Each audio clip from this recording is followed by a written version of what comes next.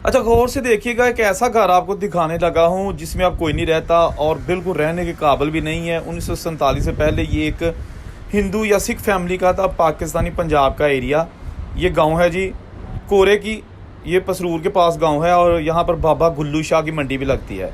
अब ये देखिए, वो पीछे बड़ी बिल्डिंग जो है ना वो एक अलग घर है, लेकिन ये जो भी आपको दिखाने जा रहा हूँ आप देखेंगे जो कभी अपने दौर का आलीशान घर था, आज इसकी क्या हालत है। वीडियो के साथ आपने जुड़े रहना। ये देखिएगा, इसके दरवाजे, खिड़कियाँ और दीवारें, ये बरामदा आपको सामने नज़र आ रहा है। मैं जाता हूँ आगे भी, एक कमरा ये है, लेकिन हम आगे जाते हैं।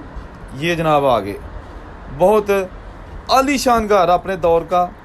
ये देखिएगा, मुझे बताया गया कि इस घर में जो फैमिली रहती थी वो भी अब चली गई है, लेकिन इसके बाद इसकी छतें जो है ना अब गिरना शुरू हो गई हैं और किसी वक्त भी ये सारा घर गिर सकता है। यहाँ इसके मालिक का नाम लिखा हुआ था जो क्या ऊपर सफ़ेदी कर दी गई है।